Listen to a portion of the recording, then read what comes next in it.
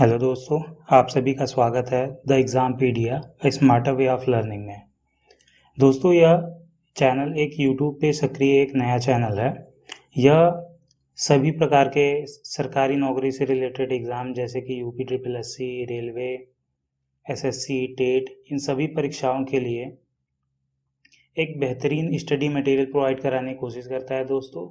इसका main focus है कि जो एग्ज़ाम पैटर्न होता है, जैसे रेलवे का एग्ज़ाम पैटर्न फिक्स होता है, टेट का, यूपी ट्रिपल एससी का, सबका एक एग्ज़ाम पैटर्न फिक्स होता है। तो इसको फोकस करते हुए जो बेस्ट से बेस्ट पॉसिबल क्वेश्चंस हो, सिर्फ वही आपको रिवीजन कराए, उन्हीं पे आधारित आपको प्रश्न बताए और उन्हीं पे आधारित आपको थ्योरी बताए, जिससे आप कम से कम समय में दोस्तों ज़्यादा से ज़्यादा स्कोर कर सकें। तो यही इस चैनल का मेन फोकस है दोस्तों। तो आप हमारे साथ जुड़िए, आपको हम निश्चय सफलता दिलाएंगे। और इसी के साथ दोस्तों हम आज का वीडियो अपना स्टार्ट करते हैं। हम अभी तक प्रारंभिक अंकगणित में अभी यूपी ट्रिपल एससी पेट के परीक्षा से संबंधित सारे सब्जेक्ट्स कवर कर रहे हैं, जिसमें प्रारंभिक अंकगणित का अभी हम परसेंटेज का पार्ट करने जा रहे हैं, जिसको हिंदी में प्रतिशतता भी कहते हैं। तो आइए चलिए इस वीडियो का शुरुआत करते हैं। तो प्रतिशतता प्रतिशतता क्या होती है कि कुछ, जैसे हमें कोई वैल्यू का भाग लिखना हो, कुछ 1/5, 2/5, तो अगर हम किसी को बोले कि 1/5 तुम्हारा मैंने ले लिया, तो ये थोड़ा और सा लगता है, या 1/2 ले लिया, 1/3 ले लिया। तो इसको दोस्तों बस एक बोलने के तरीके को डिफरेंट करने के लिए इसे एक परसेंटेज बनाया गया कि हम इसे अगर 20, 70, 80 बोलेंगे कि 80% आपका मैंने ले लिया है, 80% आपके में मेरा हिस्सा है, तो थोड़ा सा अच्छा लगेगा देखने में और थोड़ा सा इजी है। तो बस यही कन्वर्जन है, बेसिकली ये है कि एक रेशियो को परसेंटेज में कन्वर्ट कर दिया, कि अगर कोई रेशियो हाफ है तो उसे 50% कर दिया 100 से मल्टीप्लाई करके। बस यही है दोस्तों। तो परसेंटेज में रेशियो को कन्वर्ट करने के लिए 100 से गुणा करते हैं दोस्तों। ठीक है, जितने भी रेशियो हैं 1/3, 1/4, 1/5, इन सबको हमें अगर परसेंटेज में कन्वर्ट करना है तो 100 से गुणा कर देंगे। तो आइए चलिए 100 से गुणा करके देखते हैं, इन सब में इंटू 100 करके देखते हैं, तो ये बराबर 50% आ जाएगा।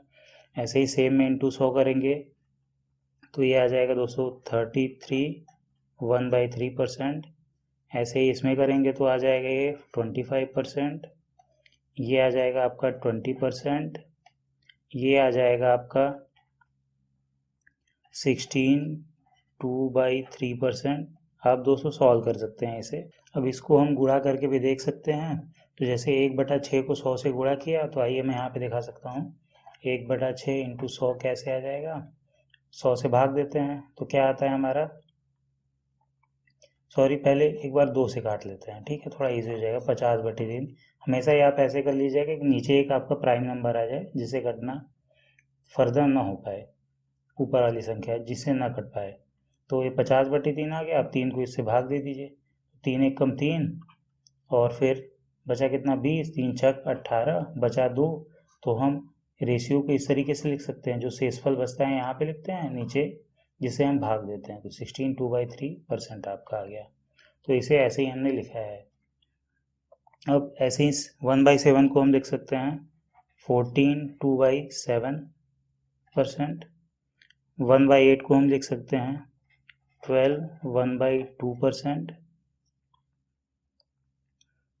1/9 आपका आ जाता है 11 1/9%। ये सब सेम दोस्तों इसी तरीके से आप 100 से मल्टीप्लाई कीजिए और सीधे भाग दे दीजिए। जैसे यहाँ पे 100 से मल्टीप्लाई करें तो आपका 100/9 आ जाएगा। अब भाग देंगे तो 11 9 99, और एक ऊपर शेषफल रहेगा तो एक ऊपर लिख देते हैं और नीचे बटा 9।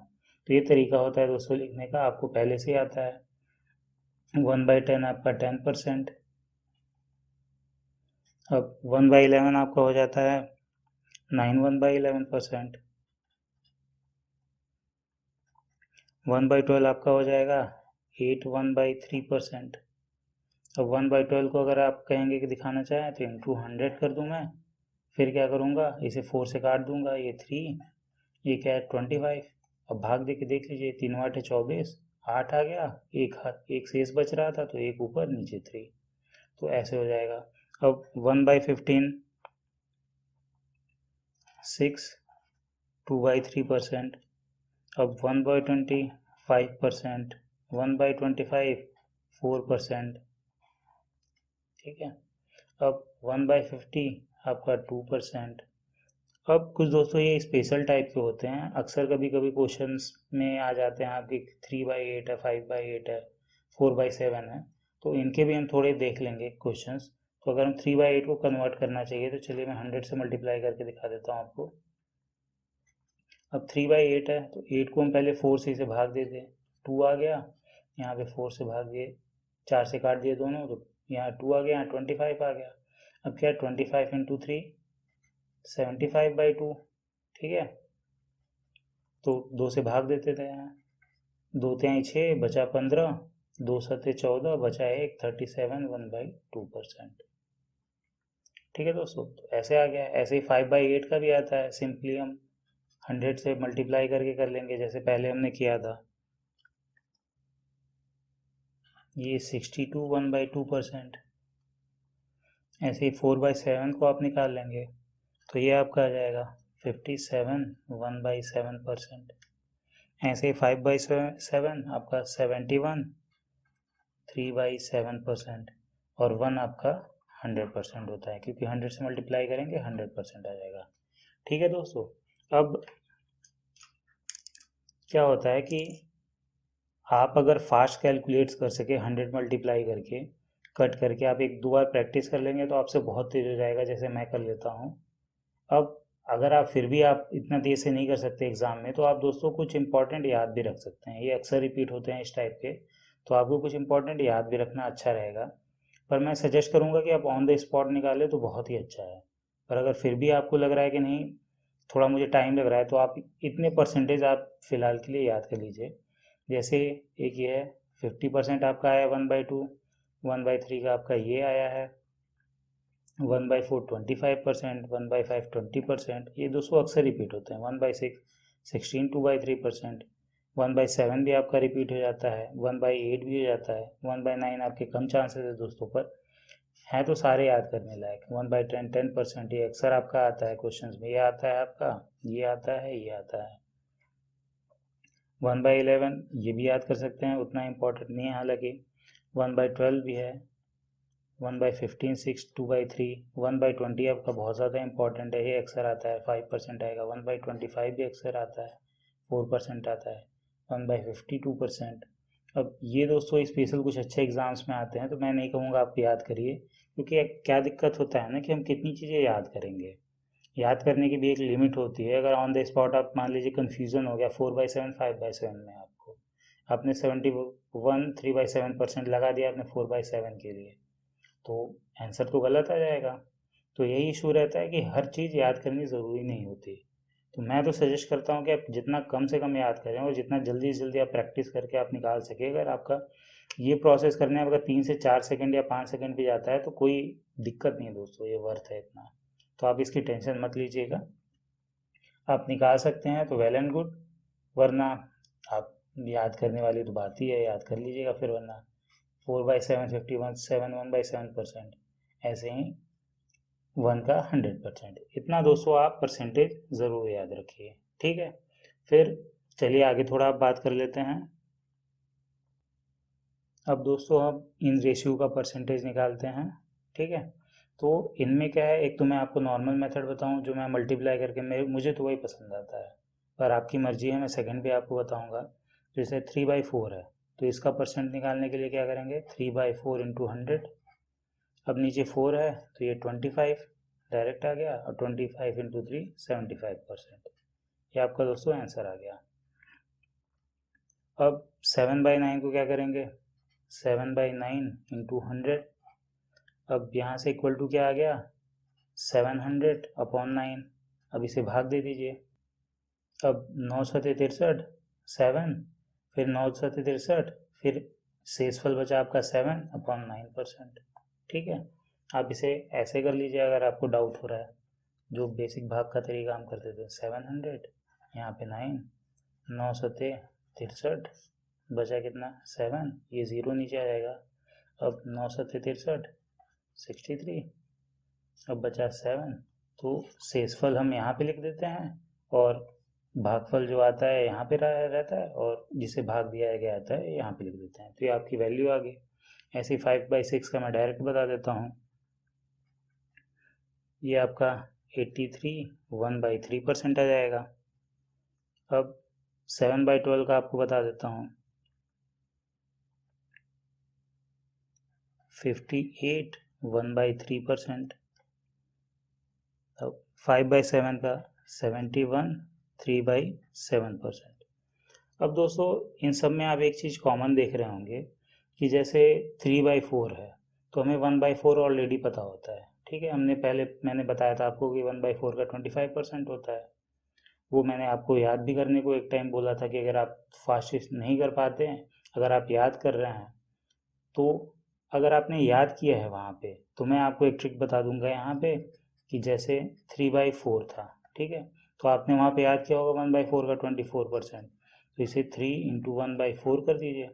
फिर यहाँ से क्या आ जाएगा 3 × 25%, 1/4 का आपको पता है, तो यहाँ से आ जाएगा आपका 75%। ये दोस्तों आपका एक फास्ट मेथड आप कह सकते हैं हो गया।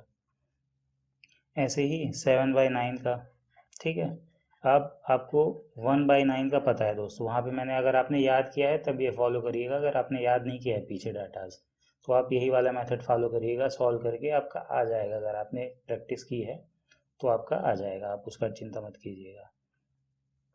7 1/9 है। अब 1/9 का आपको पता है 11 1/9% होता है, 7 × 11 1/9%।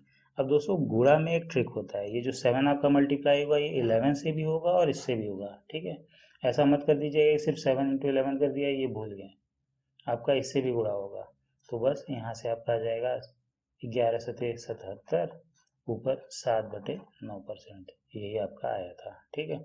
अब मैं इसका यहीं पे करके दिखा देता हूँ 5/6 का। आपको 5 पता है, यहाँ पे ऐसे कर देते हैं, 5 × 1/6 कर दीजिए। आपको 1/6 का पहले से वैल्यू पता है 16 2/3% होता है, तो यहाँ से 5 × 16 2/3%, ठीक है। अब इसको नीचे में लिख दे रहा हूँ, तो अब 5 से मल्टीप्लाई कर दिए तो 16×5 = 80 और 5 दूना 10/3%, ठीक है दोस्तों। ये सही है? बिल्कुल सही नहीं है, क्योंकि नीचे 3 है और हमने शेषफल 10 रखा है। ऐसे कैसे हो सकता है, क्योंकि 3 से 3 बार तो भाग चला जाएगा फर्दर, तभी ना ये शेषफल 10 तो हो ही नहीं सकता कभी भी। 3 का शेषफल हमेशा 1 या 2 ही हो सकते हैं, 3 भी नहीं हो सकता। तो इसे क्या करेंगे, फिर भाग दे देंगे 10 में। तो यहाँ पे 10 में अगर 3 का हमने भाग दे दिया तो 3 × 9 गया और बचा शेषफल 1। तो ये जो 3 आता है ये हम यहाँ पे ऐड कर देते हैं, तो ये 80 + 3 और शेषफल आया 1/3 जो भाग था, तो 83 1/3% आ गया आपका, ठीक है दोस्तों, यहाँ पे वैल्यू। ऐसे ही सेम 7/12 के लिए आप सॉल्व कर लीजिएगा, ऐसे ही 5/7 के लिए। तो थोड़ा अगर आपको हौच पौच लग रहा हो चीज़ें तो मैं एक बार ऐड कर देता हूँ जो मेन आंसर है आपके परसेंटेज के, ये आपके आंसर से है। ऐसे ही आप दोस्तों सॉल्व कर सकते हैं। 5/7 को 5 × 1/7 कर दीजिए, आपको 1/7 का याद है जो कि 14 2/7% होता है। 7/12 को आप 7 × 1/12 कर दीजिए, आपको 1/12 का याद रहता है 8 1/3%। तो ऐसे ही आप दोस्तों मल्टीप्लाई करके निकाल सकते हैं। अब चलिए दोस्तों आगे चलते हैं। अब इसमें क्या करते हैं हम कि हमें पहले क्या पता था, रेशियो पता था और परसेंटेज निकालना था। अब हम कैसे करते हैं कि हमें परसेंटेज पता है, रेशियो निकालना है, ठीक है। क्या पता है हमें, परसेंटेज पता है, से रेशियो हमें निकालना है, ठीक है। तो इसके लिए आप ध्यान दीजिएगा, इसमें आप 100 से भाग देते हैं, 1/100 करते हैं, ये आपका नियम है। 100 से भाग देंगे, जहाँ परसेंटेज दिया होगा वहाँ 100 से भाग देंगे, जहाँ सिर्फ रेशियो दिया होगा वहाँ 100 से मल्टीप्लाई कर देंगे। अब इसे 100 से भाग देने से पहले आपको क्या करना होगा, इसे कर देते हैं बेसिक। 116 2/3% है, तो बिल्कुल बेसिक अगर मैथमेटिक्स मेथड से जाएं तो क्या करते थे हम उसमें कि 3 से 116 का गुणा करते हैं, फिर 2 जोड़ देते हैं और जो बटा ये आ जाता है। तो 3 से 116 का गुणा करें तो हमारा कितना आएगा, आपका आएगा 348, 16 तिया 48, 100 तिया 300, 348 प्लस 2 350, तो ये 350 बटे 3। अब क्या कहा मैंने कि इसे हमें क्या करना है,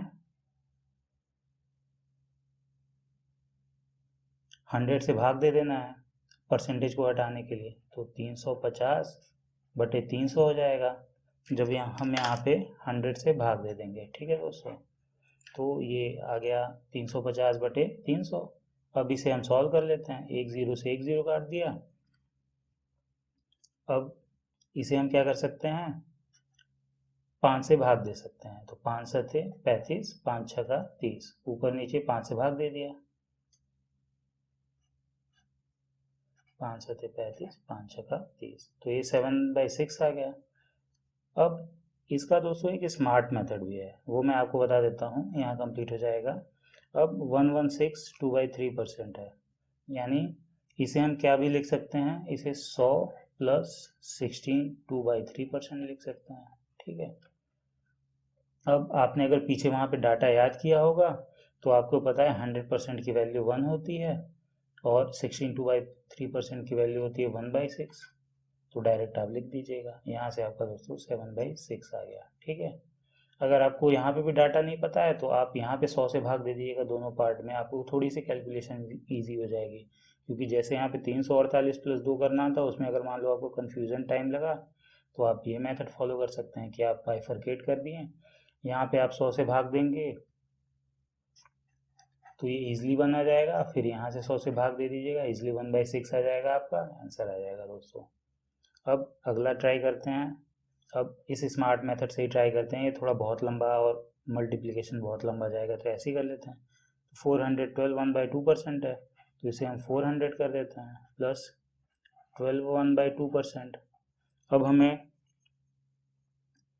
12 1/2% की वैल्यू पता है, जो कि 1/8 होती है, तो ये 1/8 है कि 400 को हम 4 कर देंगे अपॉन 100 करके, 400 इक्वल टू 400% इक्वल टू, ये परसेंट है, 400% इक्वल टू 4 हो गया, और ये 1/8 हो गया, 8 चौक 32, 1 33/8 आपकी इसकी वैल्यू आ गई, रेशियो। ठीक है, अगर मैं सिंपली यहाँ पे आप कह रहे हैं कि 400 आ गया, वहाँ तो हम सिंपल कराते थे, तो कोई बात नहीं, आप इसे 12 1/2% से कन्वर्ट कर दीजिए, तो उसमें भी सिंपली भाग आपको देना है, आपको बस प्रोसेस यही ध्यान रखना है कि आपको भाग देना है 100 से। 311, इसको हम 300 प्लस 11 1/9% कर देते हैं, अब ये 3 और ये आपका 1/9 है। ठीक है, आपका 9 तिया 27, 28/9, ये आपका दोस्तों आ गया आंसर। ऐसे ही 157 1/7% आप कर सकते हैं, तो इसे 1 प्लस 57 1/7% कर दीजिए आप, 100 सॉरी, यहाँ से आ गया 1 प्लस 57 1/7 का आपको पता है 1/7 होता है, सॉरी 4/7 होता है, मैंने यहाँ पे सॉल्व कराया था, अलग से आपको डाटा बताया था, चार डाटा की, आप चार डाटा इंपॉर्टेंट कभी कभी हो जाते हैं, तो यहाँ से आपका हो गया 7 4 11/7 रेशियो।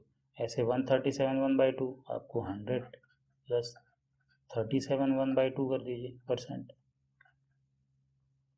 अब 100 का 1 और 37 1/2 का आपका होता है 3/8, मैंने अलग से वो बताया था, तो 8 3 11/8। अब दोस्तों मैं इसमें एक इम्पॉर्टेंट चीज़ बता देता हूँ, अक्सर काम आती है, इसमें जो 11/8 अगर हम रेशियो में बात करें तो 11/8 आ रहा है आपका 137 1/2% इक्वल टू। ठीक है, इसमें क्या होता है, ये आपकी ओरिजिनल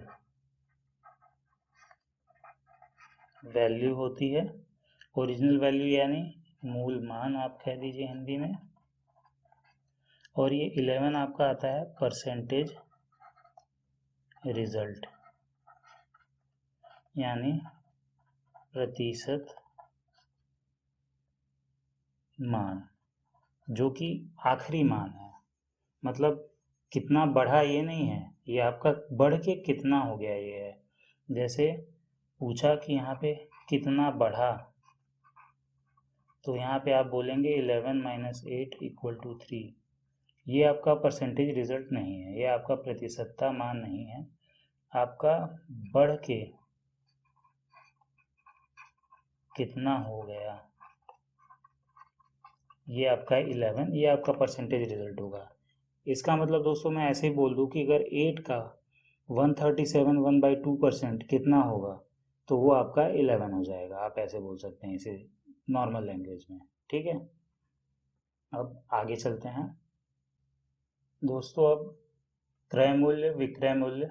क्रय मूल्य को हम कॉस्ट प्राइस बोलते हैं, विक्रय मूल्य सेलिंग प्राइस। या अगर हम बोलचाल की भाषा में बोले तो क्रय मूल्य क्या होता है, जितने में हमने खरीदा वैल्यू को। जैसे हमने कोई सामान खरीदा, अगर हमने 8 रुपये किलो खरीदा, तो 8 रुपये किलो हमारा क्रय मूल्य हो गया।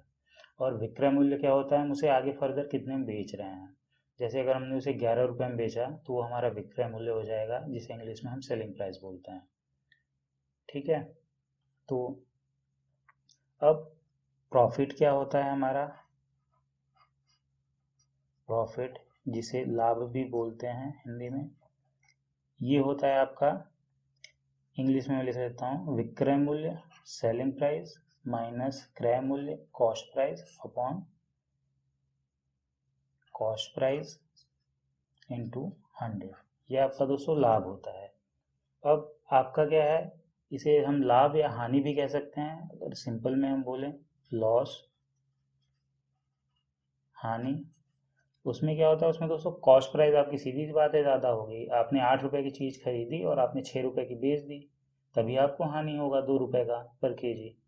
तो हानि में क्या होता है, आपका कॉस्ट प्राइस ज़्यादा हो जाता है। तो इसे हम ऐसे लिख देते हैं, cost price minus selling price upon cost price into 100। हमेशा आप ध्यान दीजिएगा किसके कंपैरिजन में करना है, वो हमेशा हमारा नीचे आता है। जैसे हम जनरली प्रॉफिट लॉस, जो भी हमारा लाभ या हानि होता है, उसे हम हमेशा कॉस्ट प्राइस पे निकालते हैं। पर आपको दोस्तों कभी कुछ क्वेश्चन मिलेगा ना, कि जैसे आपको दिया होगा कि राहुल अपना प्रॉफिट कैलकुलेट करता है सेलिंग प्राइस पे, जो कि 10% आता है, ठीक है। तो उसने अगर अपना 10% कैलकुलेट किया और उसने बोल दिया सेलिंग प्राइस पे, तो इसका मतलब क्या हुआ, उसने कैसा फॉर्मूला लगा दिया, उसने लगा दिया selling price minus cost price upon selling price, जो कि गलत है, एरर है। रियल फॉर्मूला आपका हमेशा यही रहेगा। पर अगर उसने बोला है सेलिंग प्राइस पे, जिसकी तुलना की है, जिसकी रेफरेंस की है, तो आपको हमेशा फॉर्मूला यही लगाना पड़ेगा। आप जनरल फॉर्मूला नहीं लगा सकते दोस्तों। बस परसेंटेज में यही सबसे बड़ी खास बात है कि आपकी किससे तुलना कर रहा है, बस उसे आपको नीचे रखना है, आपको ये ध्यान देना है। जैसे आपको एक और मैं एग्जांपल दे दूं, अगर बोल दिया कहीं पे कि 2017 में 1500 स्टूडेंट थे किसी क्लास में, 2018 में, सॉरी किसी क्लास में 1500 नहीं, स्कूल मान लेते हैं, स्कूल में 1500 थे।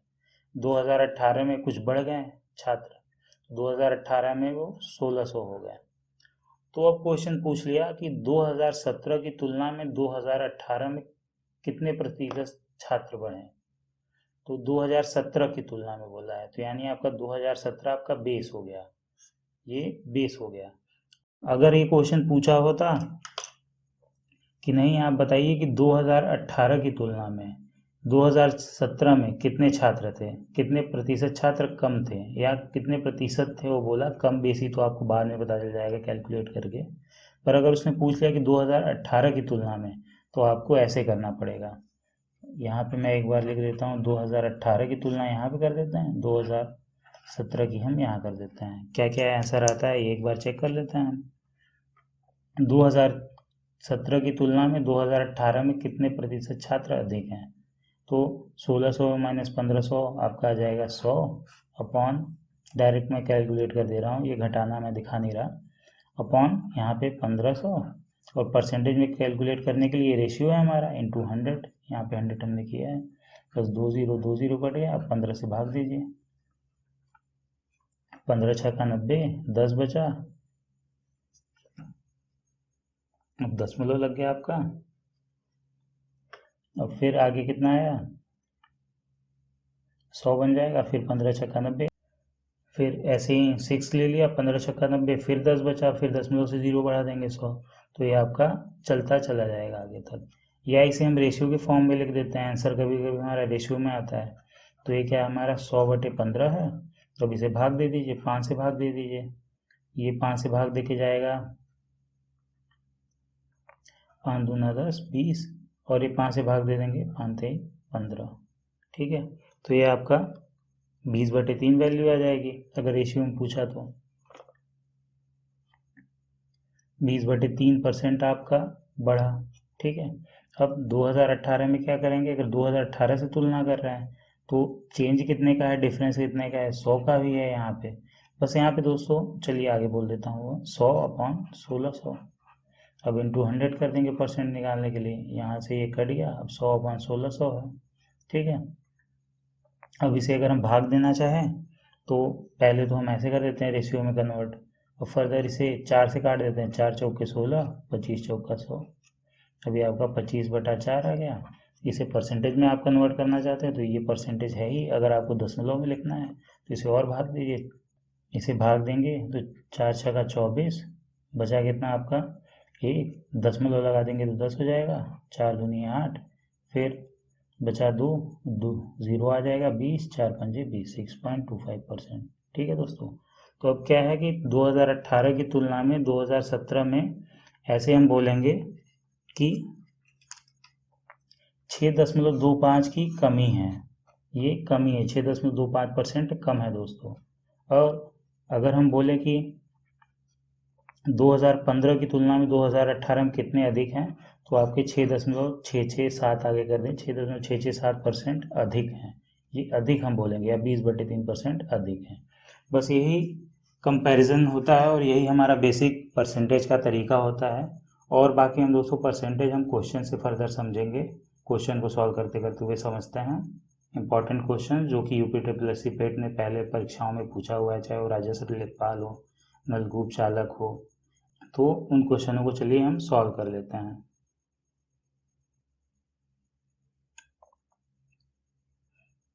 अब दोस्तों परसेंटेज से रिलेटेड कुछ तथ्य और कुछ आपके ट्रिक और कैसे सॉल्व करते हैं उनको हम दोस्तों अब क्वेश्चन के थ्रू समझेंगे डायरेक्ट। तो आइए चलिए हम सीधे क्वेश्चन लगाते हैं और उसी के थ्रू मैं आपको समझाता चलूँगा। तो क्वेश्चन नंबर चलिए पहला देख लेते हैं। इसमें घर के आंतरिक हिस्सों पर किया गया खर्च इसके मूल्य का 40% है। ठीक है, 40% था। अगर आंतरिक हिस्से पर 16 लाख की लागत हुई तो घर की कीमत क्या है। बोला पहले क्या है कि आंतरिक हिस्से पर किया गया खर्च इसके मूल्य का 40% है, तो मान लीजिए पहले टोटल मूल्य x है। ठीक है, अब बोला है x का 40%, तो x का 40% क्या हो जाएगा, अगर मैं 40% दिया हुआ x का 40% हम ऐसे लिख देते हैं 40/100, ये हमारा रेशियो आ जाता है। 40% बोला है तो 40/100 हमारा रेशियो हो जाएगा। x का 40/100 ये हमारा 40% हो गया। अगर आंतरिक हिस्से पर 16 लाख की लागत हुई, यानी x का जो 40% है ये 16 लाख रुपए दिया हुआ है इसने,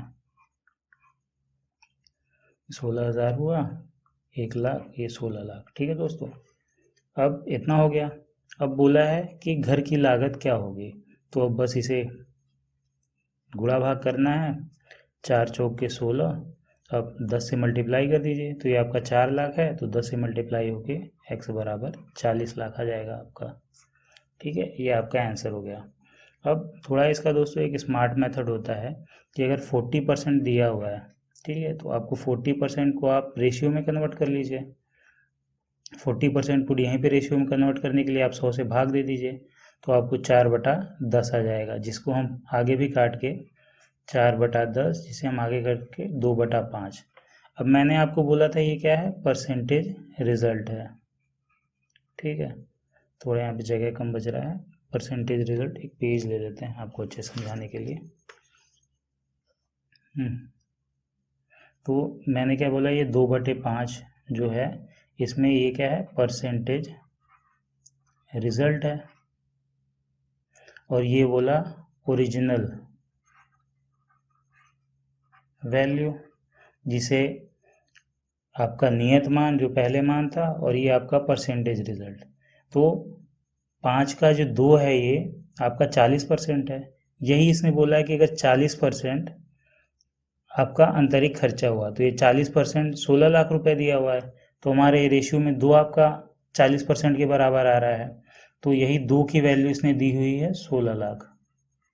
ठीक है, अब 2 की वैल्यू 16 लाख दी हुई है तो 5 की वैल्यू क्या हो जाएगी, 16 लाख इंटू 5/2।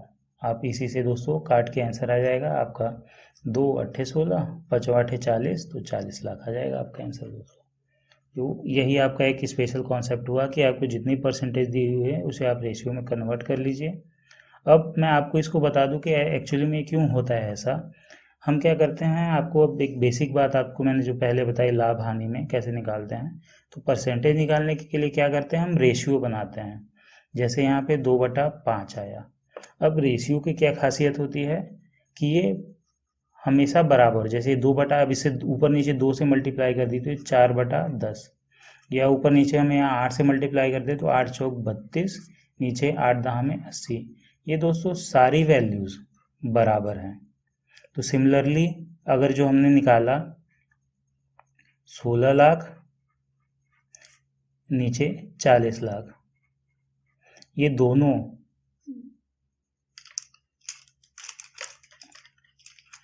आपकी ये चीज़ ये चीज़ ये चीज़ ये चीज़ इन सबका रेशियो बराबर है। ठीक है, रेशियो बराबर है तो बस परसेंटेज करने के लिए इंटू 100 से मल्टीप्लाई करना होता था हमें। तो इसीलिए दोस्तों हम इसे एक मिनिमम यूनिट में, इसके मिनिमम यूनिट में जो 2/5 है ये इसका मिनिमम यूनिट है, इसमें हम सबसे ला देते हैं और इससे यहाँ से कंपेयर कर देते हैं। तो यहाँ से हमारा क्वेश्चन काफ़ी ईजी हो जाता है अप्रोच करना और फास्ट हो जाता है।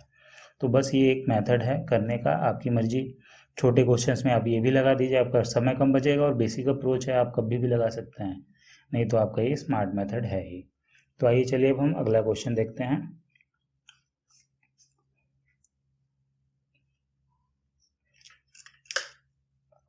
यदि कोई संख्या 10% बढ़ा देने से 242 हो जाती है तो मूल संख्या क्या है। मान लीजिए कोई संख्या x है, बेसिक हम पहले बता देते हैं 2-3 क्वेश्चन में। मान लेते हैं कोई संख्या x है, अब 10% बढ़ा दिया गया तो x का 10% क्या हो जाएगा, x का अब x का 10% x इंटू 10/100 हो जाता है। ठीक है, x का 10% x इंटू 10/100। अब क्या बोला है, कोई संख्या 10% बढ़ा देने पर, यानी ओरिजिनल तो था ही और 10% और बढ़ा दिया, तो ये x प्लस एक्स 10/100 को ये 1/10 हो जाएगा। तो x/10 बढ़ा दिया, यह 242 हो जाती है, तो टोटल 242 आपका हो गया। ठीक है, तो मूल संख्या याद करिए, तो आपको x की वैल्यू निकालनी है। आप इस इक्वेशन को सॉल्व कर लीजिए, तो आपका 11x/10 बराबर 242 हो गया। अब 11 दूना 22, 11 दूना 22, 22 आ गया, x बराबर आपका 220 आ गया। ठीक है, ये आपका आपका दोस्तों बेसिक अप्रोच हो गया। अब स्मार्ट मेथड जो मैंने वहाँ पे बताया था दोबारा हम ट्राई कर लेते हैं। क्या है बोला है इसमें, क्या कहते हैं, जो परसेंटेज लिखा होता है सबसे पहले उसे हम रेशियो में कन्वर्ट बोल देते हैं। तो क्या बोला है 10%, तो 10% है। अब 10% को हम क्या लिख सकते हैं, 1/10। ठीक है, नीचे 100 से भाग दीजिए, काट दीजिए 1/10। अब मैंने क्या बोला था, ये आपका परसेंटेज रिजल्ट है। ठीक है, सॉरी, परसेंटेज रिजल्ट है तब है जब ये बढ़ा के वैल्यू लिखी होती है, पर हमने यहाँ पे सिर्फ परसेंट का रेशियो लिखा है। ठीक है, तो ये हमारा क्या हो गया, परसेंट वैल्यू हो गई। ये परसेंट रिजल्ट हम नहीं लिखेंगे, इसे परसेंट मान, जो कि हम अगर कहें तो ये 10 का 10% 1 होगा। ठीक है, ऐसे ही 100 का 10% 10 होगा। तो बस इसका हम क्या कह देंगे, 10 का जो ओरिजिनल वैल्यू है आपकी, इसका ये एक क्या है, परसेंटेज वैल्यू है, परसेंट मान है, मतलब 10 का 10% 1 है। ठीक है, तो ये अब बोला है 10% बढ़ा देने पर, तो 10 का अगर हम 10% बढ़ा देंगे तो 10 का 10% 1 है, तो बढ़ा के क्या हो जाएगा आपका 11 हो जाएगा। ठीक है, तो 10% अगर हमने बढ़ा दिया तो 10 का हमारा 11 हो गया। 10% हमने यहाँ पे बढ़ा दिया तो 10 का 11 हो गया, ये 242 हो जाती है। तो अब इसी को दोस्तों बोला ये कंपैरिजन मेथड होता है, जैसे हमने यहाँ पे लगाया है। तो 11 को अब इसने बोला है ये 242 है, ठीक है। 11 को बोला है ये 11 नहीं होके 242 है। मैंने बता दिया आपको रेशियो की, सारे रेशियो बराबर होते हैं, वैसे यहाँ पे भी रेशियो आपका बराबर आएगा। तो 11 को इसने 242 बोला है, काट देंगे 22 बार में चला जाएगा। तो यहाँ से ऐसे हम बोलते हैं कि यानी 11 की वैल्यू 242 है, तो एक यूनिट की वैल्यू 22 आ गई अपनी, ठीक है। एक यूनिट की वैल्यू 22 आ गई तो 10 यूनिट की वैल्यू आपकी आ जाएगी 220। एक यूनिट की वैल्यू यहाँ से आपकी 22 आ गई तो 10 यूनिट की वैल्यू 220। दोस्तों ऐसे आंसर कर लेते हैं, ये थोड़ा फास्ट मेथड है और स्मार्ट मेथड है। बाकी मैं अब आपको बेसिक अप्रोच बहुत बार बता दिया, अब मैं आपको फास्ट तरीके से सॉल्व करते चलता हूँ। तो आइए अब अगला क्वेश्चन है, इसे देखते हैं। ए का वेतन बी से 80% अधिक है। इसे नॉर्मल तरीके से सॉल्व कर लेते हैं, कॉम्प्लिकेट नहीं करते। बी से बोला है 80% अधिक है। एक साल के बाद ए का वेतन 20% तक बढ़ता है। मान लेते हैं बी का वेतन एक्स है। दोस्तों अगर हम इसे बी का वेतन एक्स मान के करेंगे तो थोड़ा ज़्यादा टाइम लग जाएगा और बहुत ज़्यादा कॉम्प्लिकेट हो जाएगा, थोड़ा एडवांस लेवल क्वेश्चन है। तो इसका एक मेथड होता है, उसी को हम फॉलो करते हैं, वही आप याद रखिएगा। हालांकि आपके पेपर के लिए इम्पोर्टेंट नहीं है, ये नहीं आएगा पेट में, मेंस में आ सकता है। मेंस के लिए हम इस टाइप के बहुत क्वेश्चन कराएंगे। तो ठीक है, तो चलिए एक बार आगे देख लेते हैं। तो ए का वेतन बी से 80% अधिक है। तो इसमें क्या है, अब टोटल हर जगह परसेंट और अनुपात की बात हुई है, कहीं वैल्यू नहीं दी हुई है। जैसे यहाँ पे 16 लाख दिया हुआ था, यहाँ पे वैल्यू आपकी दी हुई थी 242, तो ये नहीं दी हुई, हर जगह परसेंट या रेशियो की बात कर रहा है। तो परसेंट और सिर्फ रेशियो की बात करें तो दोस्तों क्वेश्चन में ध्यान दीजिएगा, आप एक बेसिक वैल्यू 100 ले लीजिएगा, आपका कैलकुलेशन बहुत ज़्यादा इजी हो जाएगा। तो इसमें क्या है, बी से 80% अधिक है, तो मान लेते हैं बी का वेतन 100 है। बात हम मेरी हमेशा ध्यान रखिएगा, जब परसेंट या सिर्फ रेशियो दिया हो तो आप 100 मान सकते हैं, वरना आप मानेंगे अगर आपका डाटा दिया हुआ है तो आपका फंस जाएगा। तो मत करिएगा, अगर सिर्फ परसेंट रेशियो की बात कर रहा है तो आप मान लीजिएगा, आपको बहुत ईजिली हो जाएगा। अब बी का वेतन 100 है, अब ए का वेतन बोला 80% अधिक है, तो 100 का 80% क्या हो जाएगा, 100 का 80% आप निकाल लीजिएगा, 100 का 80/100 आपका 80 आ जाएगा। 100 का 80% है तो 80% अधिक है, तो ए का 100 प्लस 80 आपका 180 हो गया, ठीक है। अब क्या बोला है, एक साल बाद ए का वेतन 20% तक बढ़ता है, तो ए का वेतन इससे भी 20% बढ़ता है, इसका 20% बढ़ जाएगा। तो दोस्तों एक अलग भी तरीका होता है 20% बढ़ाने का, हम ऐसे भी लिखते हैं, एक 20% बढ़ना को क्या करते हैं हम कि 180 का पहले 180 का पहले हम 20% निकाल लें, ठीक है। 20% कितना आ गया, 10 काट दिए, 18 दूना 36। अब 180 में हमने 36 जोड़ दिया, ये वैल्यू हो गया 8 3 11, तो 216। तो ये आज तो हम लिखें कि 20% बढ़ा दिया, या तो दोस्तों ऐसे भी लिख सकते हैं 20% इंक्रीज करना है, तो 100 में 20% यानी 120% आपका हो गया, ठीक है। 120% की वैल्यू या तो आप दशमलव लिखना चाहिए, तो 1.2 हो जाएगा, 100 से भाग दे दीजिए। तो डायरेक्टली हम कर देंगे कि 180 का 20% हमें बढ़ाना है, तो 120/100 जो आएगा यही आपका 20% इंक्रीज करके आएगा, 120/100। तो 120/100 निकाल दीजिए, 0 0, अब 12 18 का मल्टीप्लाई कर दीजिए, 216 आ जाएगा डायरेक्ट। तो ये मैंने दोस्तों एक कॉन्सेप्ट बताया, आप कॉन्सेप्ट ये याद करिएगा, आगे भी आपको एग्ज़ाम में काम आएंगे। तो हमने 20% बढ़ा के आपका 216 ला दिया। अब क्या बोला है इसने, तथा ए और बी के वेतन का अनुपात ज्ञात कीजिए, बी के वेतन में कितने प्रतिशत की वृद्धि या कमी हुई, ठीक है। अब बोला है ए और बी के वेतन का अनुपात 2/1% हो जाता है, ए का 20% बढ़ता है और ए और बी के वेतन का अनुपात इतना हो जाता है, तो बी के वेतन में कितने प्रतिशत की वृद्धि हुई। तो हमें क्या बोला है कि हमें पता नहीं है भाई कि बी के वेतन में कितने प्रतिशत की वृद्धि हुई, तो मान लेते हैं x प्रतिशत की वृद्धि हुई, ये कमी हुई वृद्धि हुई, ये हमारा कैलकुलेशन करके आ जाएगा। अगर माइनस में आ गया तो कमी हो जाएगी, नहीं तो वृद्धि मानना है तो हमारा पॉजिटिव आ जाएगा। तो ए का तो हमारा 216 हो गया। ठीक है दोस्तों, अब नीचे क्या है हमारा, बी का पहले 100 था, अब मान लेते हैं हमारा x% की वृद्धि हो गई। अब ये बराबर आपका क्या है, 2/1 है। ठीक है, 100 वैल्यू हमने मानी थी, x% की वृद्धि हो गई तो इतना हो गया। अब इसी को दोस्तों सॉल्व कर लेते हैं। तो 216 बराबर 200, 2x%, x% की वृद्धि मानी थी, तो यहाँ से हमारा x% बराबर 8 आ गया। तो ये दोस्तों 8% की हमारी वृद्धि हो गई।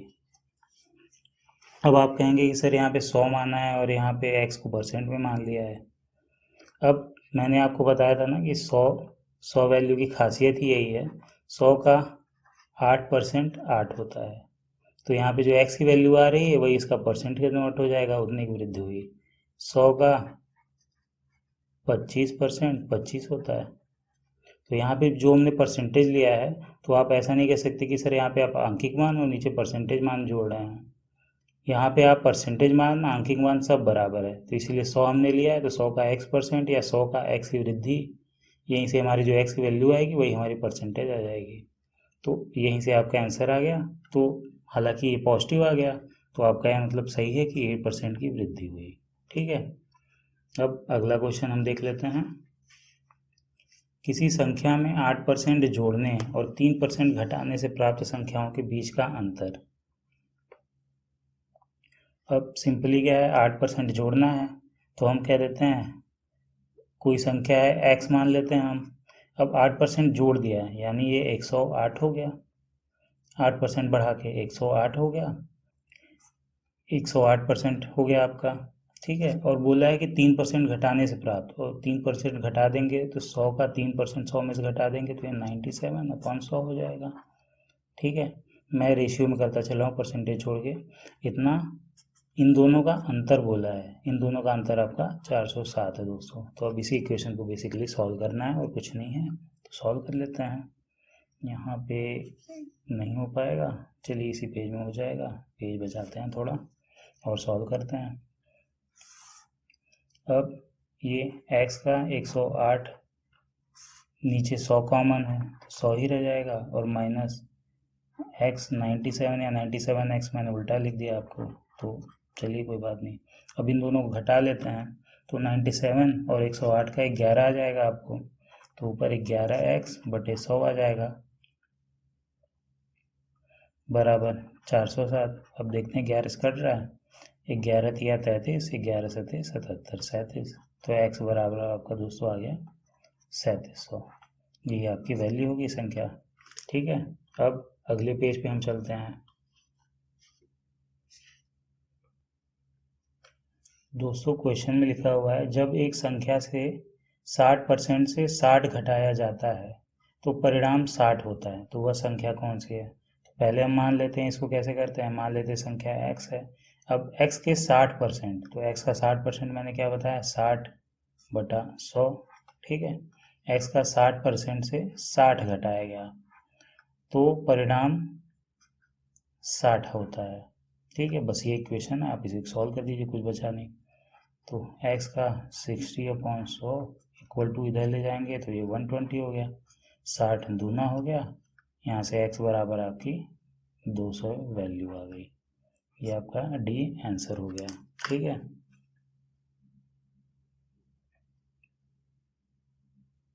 अब अगला क्वेश्चन देखते हैं। ये देख लेते हैं, 50 मीटर का 30%। तो 50 का 30%, जैसे मैंने यहाँ 60 का कहा था, 30/100 आप बस कर दीजिए। ये 5 दूना और ये 15, तो आपका 15 मीटर आ गया। ठीक है, हालांकि लोअर 2 परीक्षा दिया हुआ है, इतना टफ, इतना इजी आना नहीं चाहिए, अब आ गया है तो कोई बात नहीं, हम तो सॉल्व करेंगे। ठीक है, अब अगला क्वेश्चन देख लेते हैं। दो संख्याओं का अंतर बड़ी संख्या के 20% के बराबर है, और यदि छोटी संख्या 12 है तो बड़ी संख्या ज्ञात कीजिए। अब छोटी संख्या दे दी है हमें, तो बड़ी संख्या मान लेते हैं हम x है। ठीक है, तो क्या है, दोनों संख्याओं का अंतर, तो क्या है, x माइनस 12 दोनों का अंतर होगा। बड़ी संख्या के 20% के बराबर है, तो बड़ी संख्या x है, इसका 20% के बराबर है, तो 20/100 कर दीजिए दोस्तों। अब सिंपल इक्वेशन सॉल्व करनी है, थोड़ा सा इसे सिंप्लीफाई कर देते हैं। तो 20 एकम 20, 20×5 100, तो ये 1/5 आ गया, 5 उधर चला जाएगा, यहीं पे सॉल्व हो जाएगी इक्वेशन। 5 इधर ले जाएंगे तो ये 5x माइनस 12×5 60 बराबर आपका x आ गया। अब आपका x यहाँ पे ले जाइए, ठीक है, x यहाँ पे आके घट जाएगा, तो 4x बराबर आपका 60 आ गया। अब यहीं से x बराबर आपका 4 15 चौका 60, तो x बराबर आपका 15 आ जाएगा। अब अगला क्वेश्चन देख लेते हैं। किसी संख्या का 60% का 35% यदि 10.5 हो तो वह संख्या होगी। किसी संख्या का 60% का 35%। आपका दोस्तों प्रतिशत लगातार लगता जाता है, तो किस टाइप से कैसे सॉल्व करते हैं। तो किसी संख्या है, तो मान लीजिए वो संख्या x है, इसका 60%, 60/100। अब उसका फिर 35% बोला है, तो इसका फिर 35%, 35/100, आपका 10.5 दिया हुआ है। अब इसी इक्वेशन को आपको सॉल्व करनी है, तो आप 100 इधर ले जाएंगे। चलिए थोड़ा और सिंप्लीफाई कर लेते हैं। x इंटू 60, एक जीरो काट लेते हैं ये, तो x इंटू 6 इंटू 35, ये एक 10 यहाँ पे ले जाता है, तो एक 10 105 हो गया, 10.5 में मल्टीप्लाई हो गया, और ये 100 हो गया, तो 100 डायरेक्ट है सीधा। अब 35 तिया 105 होता है, ठीक है। अब 6 को काट देंगे तो ये 2 बार जाएगा, अब 2 से इसे काट देंगे तो ये 50, तो x की वैल्यू आपकी 50 हो गई। अब दोस्तों अगले पेज पे चलते हैं। परसेंटेज में दोस्तों ऐसे ही आपके इजी क्वेश्चन आएंगे, बहुत टफ नहीं आएंगे, तो आप टेंशन मत लीजिए। बस जितना मैं क्वेश्चन करा रहा हूँ इतनी आप प्रैक्टिस करके चलिए, इससे बाहर आपके एग्जाम में आने बहुत कम चांसेस है। अभी एक थोड़ा अलग टाइप का क्वेश्चन, रियलिस्टिक टाइप का देख लेते हैं। फतेहपुर और बांदा का साक्षरता प्रतिशत क्रमशः 52 और 46 है। ये प्रतिशत दिया हुआ है, ध्यान दीजिएगा, तो यानी 52% है, 46% है। अब दोनों जिलों का सम्मिलित साक्षरता प्रतिशत। तो दोस्तों सम्मिलित साक्षरता प्रतिशत, तो ये आपने पहले पिछली क्लास में एवरेज पढ़ा था, ठीक है। बस ये उसी का क्वेश्चन है, आपको बस इन दोनों का एवरेज निकाल देना है। तो सम्मिलित साक्षरता प्रतिशत आपका क्या है, औसत आपको निकाल देना। औसत साक्षरता प्रतिशत पूछा है इसने, तो 52 प्लस 46, सॉरी 49 में डायरेक्ट लिखा, प्लस 46/2। अब इसे मैंने क्या कहा था, अगर आपको याद हो, मैंने औसत की क्लास, पिछली क्लास में औसत की क्लास में आपको बताया है कि हम कोई मान लेते हैं, तो हम क्या दरअसल मानते थे कि किसी 10 की गुणज के बीच में मानते थे, तो हमारा कैलकुलेशन ईजी हो जाता था। तो हम मान लेते हैं यहाँ पे 50 है, तो ये 50 से 2 अधिक है, तो ये +2, ये -4/2, ठीक है। तो ये आपका क्या आ गया, ये मैं ट्रिक से कर रहा हूँ। अब -2/2, तो यहाँ से आ गया इसकी वैल्यू -1, तो यानी 50 से -1 है, तो आपका 49 आंसर आ गया। फास्ट मेथड हो गया, आपको 52 46 जोड़ना होता तो भी आप जोड़ लेते हैं, हालांकि 2 ही है, पर ज़्यादा डाटा होते तो टिपिकल होता, इसलिए आप एवरेज का हमारे ट्रिक ज़रूर देखें कैसे करना है। अब 50 का 860%, 50 का 860%, मैंने बताया परसेंट से रेशियो में कन्वर्ट करने के लिए बस 100 से भाग दे दीजिए, तो 860/100 प्लस 860 का 50%, 860 50%, 50/100 किसके बराबर होगा देख लेते हैं। ये तो डायरेक्ट कट जा रहा है, 50×100, ये 2 से काट देंगे तो आपका क्या हो जाएगा, 430। ये तो वैल्यू, यहाँ पे एक जीरो ये भी कट गया, ये जीरो इससे भी कट गया, आप डायरेक्ट 5 से मल्टीप्लाई कर दीजिए। 5 6 का 30, 5 8 40, 3 43, ठीक है। अब 430 दोनों जुड़ गए, तो 860 आपका आंसर आ गया। सेम 860 की वैल्यू रिपीट हो रही थी, 860 आपका आंसर आ गया। अब अगला क्वेश्चन है, x का 65% बराबर y का 13%। तो x का मान ज्ञात कीजिए, y की वैल्यू दी हुई है, तो आप डायरेक्ट बस इक्वेशन में लिख दीजिए। x का 65%, 65/100। अब y आपकी 2000 दी हुई है, तो रखते चलिए, 2000 का 13%, 13/100। अब ये 100 से 100 काट दीजिए दोस्तों, 13 बचे 65। अब 5 से 2000 काट देते हैं तो कितना हो जाएगा, 5 चौक के 20, 2 0, तो आपका 400 आंसर आ गया। अब गोपिका 4 सेंटीमीटर की रेखा को 4.1 सेंटीमीटर नापती है। आप देख रहे हैं ये ओरिजिनल आपकी वैल्यू है, ये ओरिजिनल आपकी वैल्यू है और आपका इसने इतना नापा है। तो नाप में गलती, तो नाप में गलती क्या है, इसके रिस्पेक्ट में आपको निकालनी है। ये आपका ओरिजिनल है 4 सेंटीमीटर, तो इसके रिस्पेक्ट में निकालनी है। तो मैंने क्या बताया था आपको उस फॉर्मूले में कि जिसके रिस्पेक्ट में निकालनी होती है वो आपका नीचे जाता है और ऊपर इन दोनों का डिफरेंस, तो आपका 0.1 सेंटीमीटर। अब प्रतिशत निकालना है, 100 से मल्टीप्लाई कर दीजिए, तो आपका ये 25 चौका 100 होगा। अब 25 में 0.1 का मल्टीप्लाई कीजिए तो आपका 2.5, तो आपका 2.5 आंसर आ गया। अब अगले पेज पे चलते हैं। दो संख्याएं तीसरी संख्या से क्रमशः 30% और 37% कम है। पहली संख्या से दूसरी संख्या कितने प्रतिशत कम है, तो देख लेते हैं। दो संख्याएं तीसरी संख्या से, तो तीसरी संख्या मान लेते हैं x है, तो दो संख्याओं में मान लेते हैं पहली संख्या दिया है 30% कम है, तो पहली संख्या 30% कम है दोस्तों, तो यानी उसका कितना है, 70% है। समझ रहे हैं, 30% कम है, इसका मतलब हो गया 70% है। ठीक है, तो x का 70% है, 70/100 पहली संख्या हो गई। ये 37 है, तो 37 का उल्टा कितना हो गया आपका 63, तो अगली संख्या क्या है, 63% है, 63/100। अब बोला है पहली संख्या से दूसरी संख्या कितने प्रतिशत कम है, पहली संख्या से दूसरी संख्या कितने प्रतिशत कम है, तो पहली संख्या से तुलना किया है। ध्यान दीजिएगा, बस ये में 3 बार पढ़ने का मतलब ये है कि पहली संख्या से, पहली संख्या में से ऐसे बोलता है, या पहली संख्या की तुलना में, इस टाइप के वर्ड होते हैं। तो जो जिस पे पहले एम्फेसिस दिया गया हो या जिस पे जोर दिया गया हो वो आपका रेफरेंस हो जाता है। तो ये आपकी फर्स्ट हो गई संख्या, ये आपकी सेकंड है। अब बस निकाल दीजिए, थोड़ा पेज ले लेते हैं तो अच्छे से कैलकुलेशन दिखा देंगे आपको। आपको पहली संख्या की तुलना करनी है तो पहली संख्या नीचे डाल दीजिए, आपका 70/100, थोड़ा सा काट दीजिए, अच्छा लगेगा। यहाँ पे नहीं कट रहा है, छोड़ दीजिए। चलिए मत काटिए, क्योंकि 100 रहेगा तो ईजिली हो जाएगा कैलकुलेशन आपका। ठीक है, तो नीचे क्या है, x 70/100, ऊपर क्या है, इन दोनों का डिफरेंस देखना है। कम ही है, ऑलरेडी दे दिया है तो हम डायरेक्ट वैल्यू निकाल देते हैं।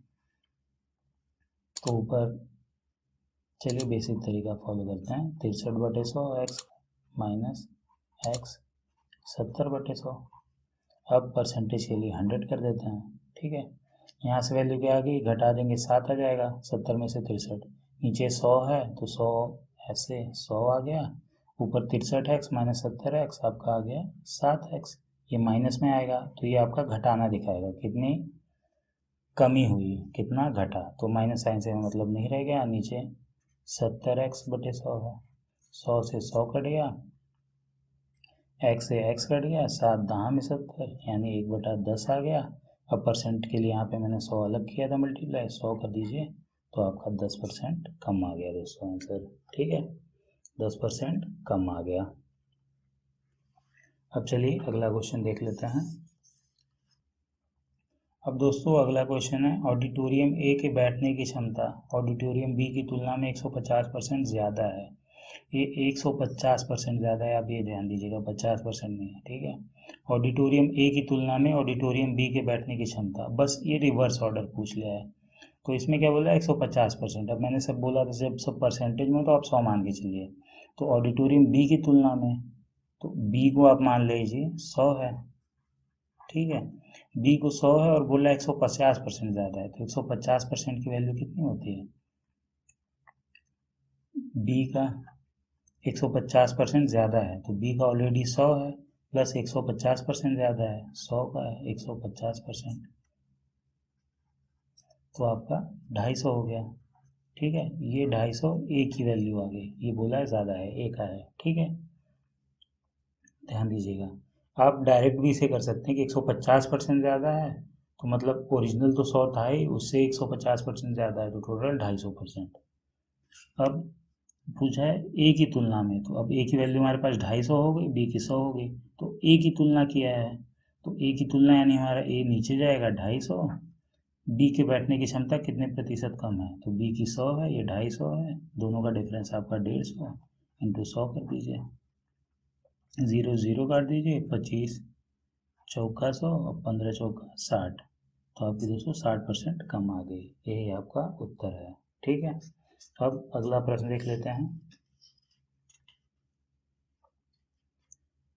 यदि राजू विजय से 20% अधिक आय अर्जित करता हो, ठीक है, राजू विजय से 20% अधिक है, तो विजय द्वारा अर्जित है, अब पूरा सब परसेंटेज में दिया है तो हम 100 करके करेंगे, मैंने बताया, तो 100 से बहुत ज़्यादा हो जाता है, अब विजय से 20% अधिक है, तो जिससे है सबसे पहले उसी का मान लेते हैं, तो विजय का मान लेते हैं हम 100 है, तो राजू का आर में लिख रहा हूँ, राजू का 120 हो जाएगा, 20% अधिक है, तो विजय द्वारा अर्जित आय राजू द्वारा अर्जित आय की तुलना में कितने प्रतिशत कम है, तो बोला है राजू द्वारा अर्जित आय की तुलना में, ये राजू से तुलना किया है, तो राजू हमारा नीचे चला जाएगा, राजू नीचे चला गया 120 और ऊपर दोनों का डिफरेंस आ जाएगा 20 100। अब थोड़ा मैं दोस्तों डायरेक्ट कर रहा हूँ, पीछे मैंने ऑलरेडी काफ़ी एक्सप्लेन किया है, तो समझते चलिएगा।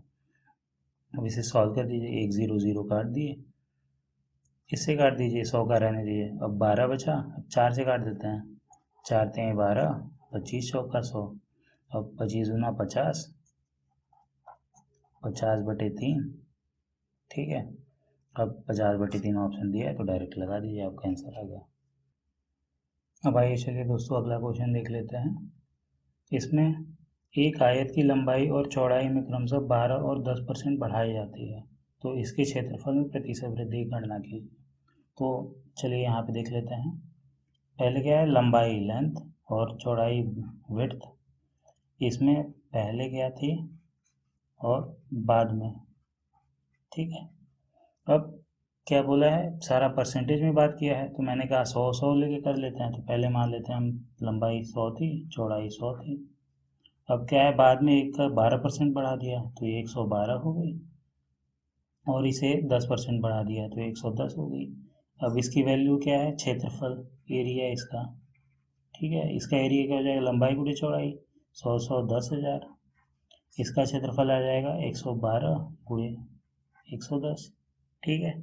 अब दोस्तों बोला है कितने प्रतिशत वृद्धि की गणना करें, तो पहले से ऑब्वियस सी बात है, पहले से कंपेयर किया होगा कितना वृद्धि हुई, तो नीचे हम पहले जिसका कंपेयर किया रहता था वो लिखते थे 10,000, ऊपर इन दोनों का डिफरेंस 112 इंटू 110 माइनस 10,000, अब इंटू 100 कर दीजिए परसेंट के लिए, 2 0 काट दीजिए, अब इसका कैलकुलेशन कर लीजिए, तो 112 इंटू 110 आपका आ जाएगा दोस्तों 12,320, ठीक है, माइनस 10,000 अपॉन 100, ये काट दिया है तो बचा है, अब ये क्या आ जाएगा, 10,000 में से 12,320 घटा देंगे, 2,320 अपॉन 100, यहाँ से आपका आ जाएगा दोस्तों 23.2%, यही आपका आंसर आ जाएगा बी। अब चलते हैं नेक्स्ट पेज पे।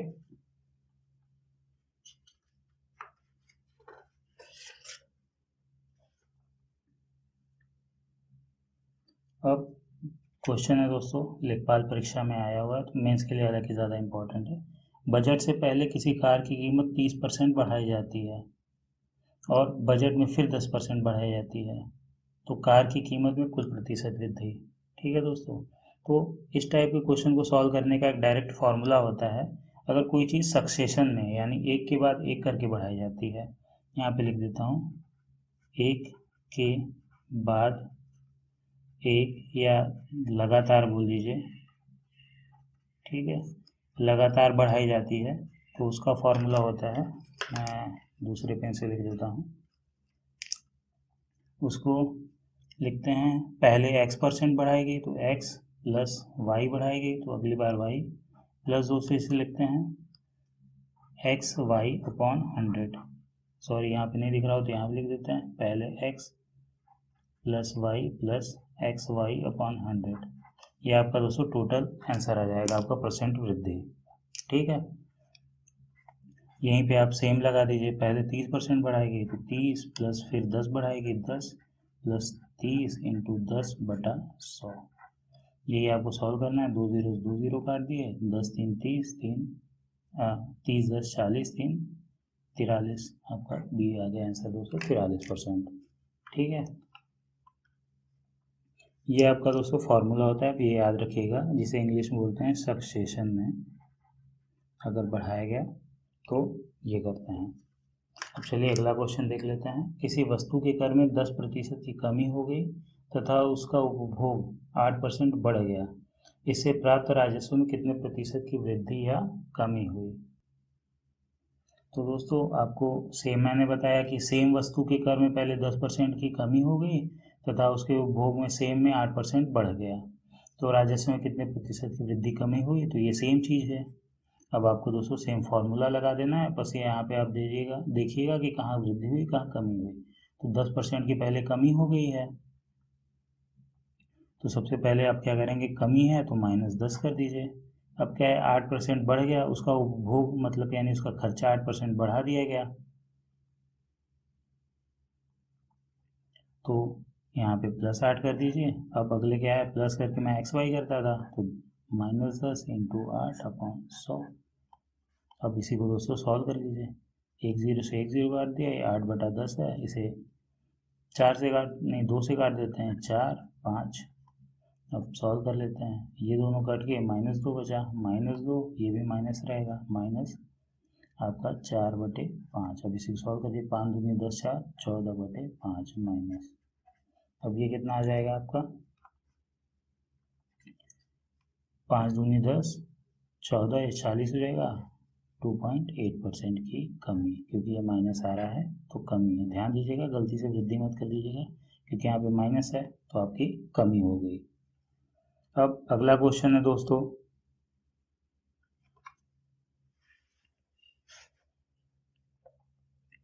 यदि क्रय मूल्य और विक्रय मूल्य का अनुपात 5:6 है तो लाभ का प्रतिशत क्या होगा?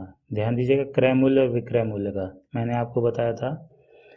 चलिए एक बार बता देते हैं। क्रय मूल्य आपका हो गया और विक्रय मूल्य का, सेलिंग प्राइस का अनुपात 5/6 है। मैंने आपको फॉर्मूला क्या बताया था, क्या होता है, selling price minus cost price upon cost price होता है। तो पूछा है लाभ का प्रतिशत, तो अब इसे इस तरीके से बनाने के लिए हम क्या करेंगे, इसको उल्टा कर देंगे।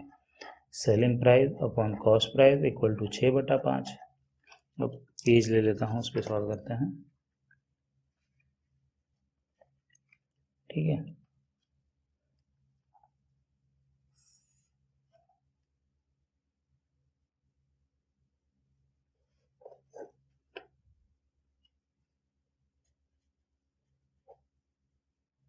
यहाँ पे अब दोनों साइड दोस्तों -1 कर देंगे।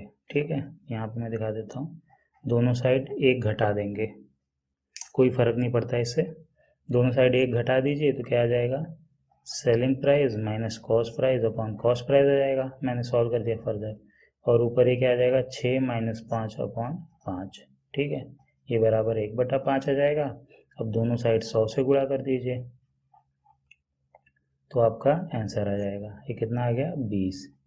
तो आपका दोस्तों 20% आंसर आ गया, जो कि ए पार्ट है 109।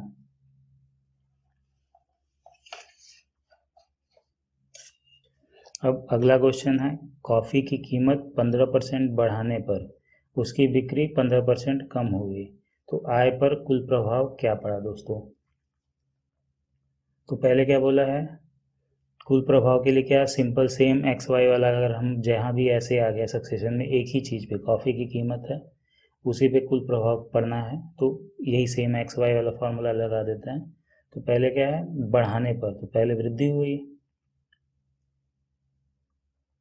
तो पहले +15 कर देंगे, फिर घटने पर -15। अब क्या है, प्लस यहाँ पे 15 इंटू -15/100। अब ये तो कट के 0 हो गया। अब ये 15 15 हम 225 होता है, आपको पता है, -100। तो आपका क्या आ गया यहाँ से आंसर, 2.25 माइनस का, तो 2.25 की कमी, क्योंकि माइनस है यहाँ पे, तो आपका आंसर आ गया।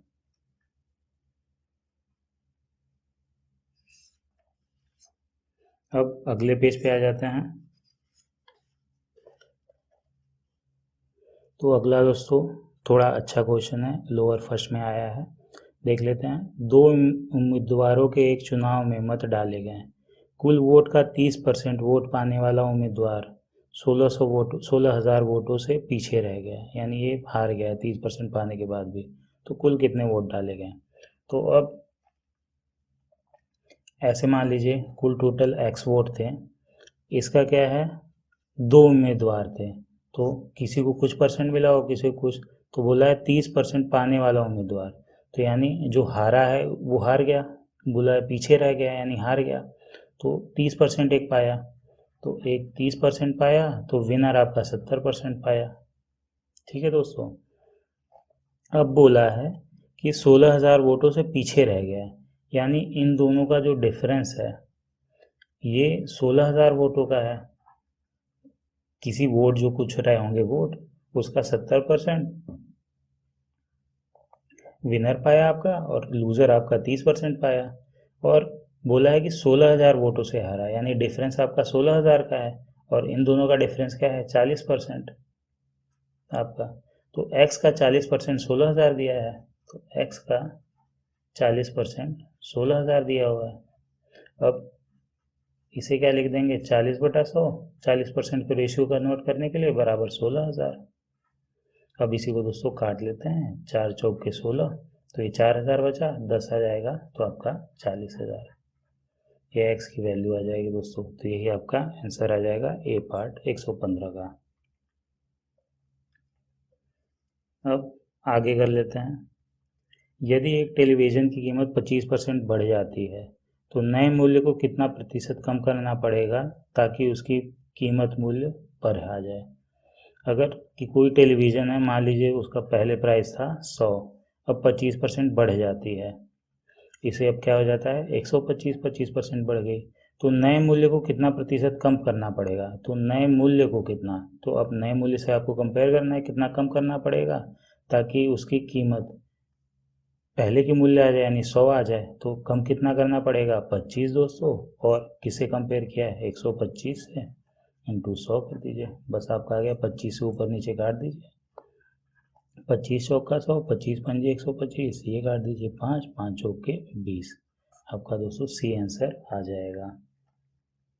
अब दोस्तों नया क्वेश्चन, यदि प्याज की कीमत 10% कम हो जाए, यहाँ पे कम हो रहा है, तो गृहिणी द्वारा इसका उपभोग कितना प्रतिशत अधिक किया जाए, यानी गृहिणी जो है अब वो कितना अधिक खरीदे ताकि इसका व्यय कम ना हो। यानी जो पहले हमारा, मान लीजिए अगर हम पहले कुछ खर्चा करते थे तो हमें खर्चा सेम करना है, पर अब हम थोड़ा ज़्यादा खरीद लेंगे क्योंकि सस्ती हो गई ये चीज़। बस यही क्वेश्चन है दोस्तों। तो इसे सॉल्व कर लेते हैं एक पेज पे, एक यहाँ पे न्यू पेज में ले लेता हूँ, यहाँ पे सॉल्व करते हैं। ठीक है। अब क्या है, अब मान लेते हैं शुरुआत में परसेंट की बात हुई तो हम इसको ऐसे सॉल्व करते हैं, इस टाइप के क्वेश्चन को। हम मान लेते हैं पहले 100 रुपये में 100 केजी प्याज खरीदती थी। ठीक है, 100 रुपये में 100 केजी प्याज खरीदती थी। अब बोला गया 10% कीमत कम हो जाए, इसको 10% कम करा दीजिए, तो कितना हो गया, 90 हो गया। तो 90 रुपये में 90 केजी खरीदना चाहिए उसे। अब 90 रुपये हो गए, अब 90 रुपये की वैल्यू अगर प्याज की कीमत से पहले जो कीमत थी उससे उसकी वैल्यू 90 केजी के बराबर होगी, पर अब उसने बोला है कि उपभोग कितना बढ़ा दिया जाए, ठीक है, कितना अधिक कर दिया जाए ताकि व्यय हमारा सेम हो। यानी हमारा पहले व्यय क्या था, 100 था, हमें अब खर्चा 100 करना है, मतलब 100 खर्चा करना है, मतलब हमें 100 केजी प्याज ही खरीदना है। और किस पे खरीदना है, हमें अभी तुलना करनी है 90 से। इस पे हमें दोस्तों तुलना करनी है कि जो अभी हमारा घटने के बाद वैल्यू है उससे हम कितना बढ़ा दिया जाए। तो हमारी अभी वैल्यू है 90 दोस्तों, और हमें क्या है 100 केजी खरीदना है, क्योंकि हमारा व्यय सेम है, यानी 100 रुपये व्यय सेम है, तो मतलब 100 केजी हमें प्याज खरीदना है। तो 100 खरीदना है, 90 है हमारे पास, तो ये ऊपर 10 आ गया, दोनों का डिफरेंस इंटू 100 कर दीजिए, बस यही दोस्तों आपका आंसर आ जाएगा। 100/9 बराबर 11 1/9%, ये आपका आंसर आ गया सी। ठीक है। अब अगला क्वेश्चन पहुँचते हैं। एक परीक्षा में 35% छात्र पास हुए और 455 छात्र फेल हुए, तो परीक्षा में कितने छात्र बैठे थे? अब दोस्तों 35% पास हुए, ठीक है। इसका मतलब क्या हुआ, 100 माइनस 35 बराबर क्या आ गया, 65%। ये फेल हुए आपके, ठीक है। अब यही इनकी संख्या दी हुई है कि 455 छात्र फेल हुए, मतलब क्या हो गया आपका 65% किसी एक्स संख्या का, ये आपका दिया हुआ है 455 दोस्तों। अब इसी को सॉल्व कर लीजिए। 65 कितनी बार जाएगा, 7 पचे 35, 6 सते 42, 7 बार चला जाएगा। अब यहाँ से आ जाएगा दोस्तों x बराबर 700। तो परीक्षा में आपके 700 छात्र बैठे थे। अब अगले पेज पे चलते हैं।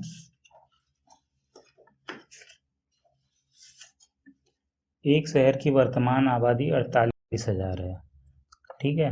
अब यदि प्रतिवर्ष 5% बढ़ती है तो 3 वर्ष पश्चात आबादी कितनी वृद्धि हो जाएगी दोस्तों। तो ये भी क्वेश्चन आपके लिए इम्पोर्टेंट हो सकता है, हालांकि चांसेस कम है। तो आइए चलिए सॉल्व कर लेते हैं इसे भी। अब इस टाइप के दोस्तों को सॉल्व करने का क्या है कि हर साल 5% बढ़ती है, तो इन सबको बस ऐसे लिख देते हैं। आपको अगर अपने पहले पढ़ा होगा चक्रवृद्धि ब्याज और साधारण ब्याज, तो उसमें फॉर्मूला आता है, सिमिलर फॉर्मूला लगता है जब अगर लगातार चीज़ें बढ़ती रहती हैं प्रति वर्ष। तो आपका इस पे बोला है लगातार बढ़ती जा रही है, ना कि सिर्फ ये आपका सिंपल में बोला है। तो आपका टोटल का जो हर साल बन रहा है उसका 5% बढ़ रहा है, तो 48,000 टोटल है। हर साल इसका 5% बढ़ रहा है, तो एक का 5/100 बढ़ रहा है हर साल, और ये लगातार 3 वर्ष के लिए हो रहा है दोस्तों। तो ये आपका फॉर्मूला लग जाता है, बस आप इसी को सॉल्व कर दीजिए, आपका आंसर आ जाएगा। तो यहाँ से दोस्तों आप सॉल्व करेंगे तो आपका आंसर 5566 आ जाएगा दोस्तों। तो पूछा है कि 3 वर्ष बाद कितनी आबादी में वृद्धि हुई। तो अब वृद्धि आपको बताने के लिए क्या बोला है, परसेंटेज पूछा नहीं, जस्ट वृद्धि पूछा है। तो आपको इतने माइनस आपको 48,000 कर देना है, आपका आंसर आ जाएगा। तो 7,566 आपका आंसर आ गया। अब अगले क्वेश्चन पे जाते हैं। अगला क्वेश्चन है, चुनाव में 2 उम्मीदवार खड़े होते हैं, इस चुनाव में 530 वोट अवैध घोषित किए जाते हैं। देखिए ध्यान दीजिएगा, यहाँ 530 वोट अवैध घोषित हो गए हैं। विजेता उम्मीदवार वैध वोटों का 62% हासिल करता है। विजेता उम्मीदवार वैध वोटों का 62% हासिल करता है और 648 वोटों से जीतता है। तो मतदान किए गए वोटों की कुल संख्या। अब दोस्तों ये थोड़ा एडवांस लेवल है, आपके में पेड में कम चांसेस है, पर सॉल्व करा देते हैं। अब क्या है, मान लीजिए टोटल कुछ वोट, टोटल वोटर से एक्स, जिसमें से आपके 530 अवैध हैं, ठीक है, यानी ये हट जाएंगे, वोट ही नहीं काउंट होंगे। अब क्या है, विजेता वैध वोटों का, अब जितने यहाँ पे वैध वोट हैं इसमें से 530 घट के उसका 62% हासिल करता है, तो बचे हुए का 62% ये हासिल करता है। तो ये कितना हासिल करेगा आपका 38%, और 648 वोटों से जीत जाता है। यानी जो इन दोनों का डिफरेंस है दोस्तों वो 648 वोट है, ठीक है। अब इन दोनों का डिफरेंस एक्चुअली हमारा क्या आ रहा है, तो 12-8-4 आ गया, और आपका ये आ गया 5-3-2, यानी 24% बराबर आपका दिया है दोस्तों 648। तो अब आपसे पूछा है मतदान किए गए वोटों की संख्या। तो यहाँ पे जो वैल्यू थी x माइनस, यहाँ पे हम मान लेते हैं y, जो x माइनस इतनी थी, ये y का 24% आपका 648 दिया है, तो y का 24%, 24/100, 648 दिया हुआ दोस्तों। इसे एक बार काट के देख लेते हैं। देखिए 24 दिया है, आ जाएगा आपका 72, तो ये नहीं, 2 बार लेके जाते हैं। 24 दूना 48, 48 64 आपका कितना हो गया, 6 16 168, और 24 सत्ते 168 दोस्तों। तो आपका 27 आंसर आ गया, सॉरी यहाँ से आ गया, और y की वैल्यू आपकी 2700 हो गई, ठीक है। ये 2700 होगी और 530 अवैध हैं, तो यानी x की वैल्यू आपकी 530 ज़्यादा हो जाएगी दोस्तों। तो पूछा है मतदान किए गए वोटों की कुल संख्या पूछा है, तो ये कुल संख्या है, ये दोस्तों टोटल वैध वोट हैं जिसे वैलिड वोट बोलते हैं, ठीक है। और ये 530 अवैध थे, तो 530 आप और जोड़ दीजिए, तो 2700 530 जोड़ दीजिए, आप कितना आ जाएगा 3230 ये आपका आंसर आएगा। ये लगा देंगे दोस्तों जल्दीबाजी में तो आपका आंसर गलत हो जाएगा। अब चलिए आइए अगले क्वेश्चन पे चलते हैं।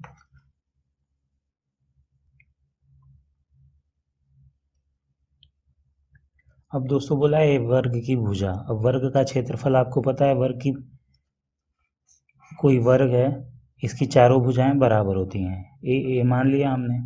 अब इसकी चारों भुजाएं बराबर होती है, इसका क्षेत्रफल आपका होता है दोस्तों ए स्क्वायर। अब बोला है किसी वर्ग की भुजा को 25% बढ़ा दिया जाता है। अब सिंपल हम डाटा लेके कर लेते हैं कि ए की वैल्यू पहले 100 थी, अब इसे